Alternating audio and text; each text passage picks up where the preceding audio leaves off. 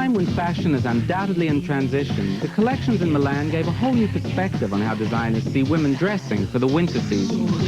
I feel like a lot of people are sort of trying to do clothes that are a little more serious and maybe a little more individual in their style. There's not a sense of sort of fashion solidarity here like there is in some seasons. I sort of welcome it, frankly.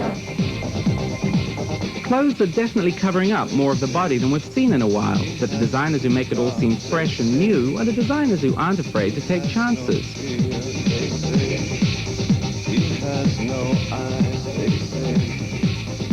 Dolce & Gabbana started off the shows here with a bang. Ruffled, Edwardian, romantic. Clothes that express the whole mood of where fashion is heading. Lace and tapestry were paired, but it was the jackets that scored top points.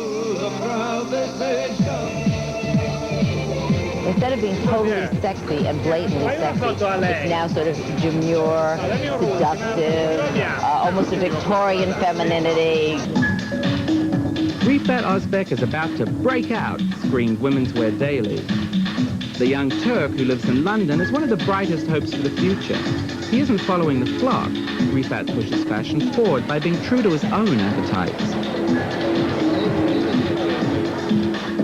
Rifat has a certain kind of eclecticism that's very rare in someone so young. I mean, to have such a rich mix of pattern, of texture, of really cultural history. You know, I mean, if you look at it, there's Mayan prints, there's Philippine prints, there's American Indian themes.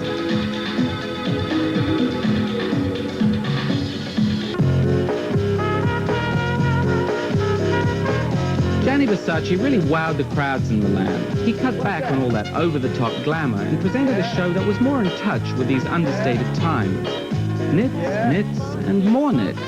No jewelry, and the craziest Gianni allowed himself to be was when he sent out short sweater dresses over fishnet stockings with thigh-high boots. A lot of the girls, I think, really liked it because, you know, sort of like when we're standing in line before going on, it's like, oh, I like that, oh, I like that. You know, that's kind of how you get it. You see things for the first time on somebody else. And I thought a lot of it was really beautiful and different, but at the same time, he never loses his sort of signature. Never shy in retiring at the best of times, Karl Lagerfeld blew the roof off at Fendi. His fur collection for the house was revolutionary, but it caused a scene this time.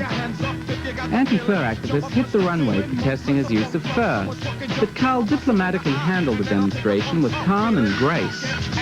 People have also, they can protest, but we have also the right to do what we want, you know, huh? It's, I mean, people who protest are not always right, huh?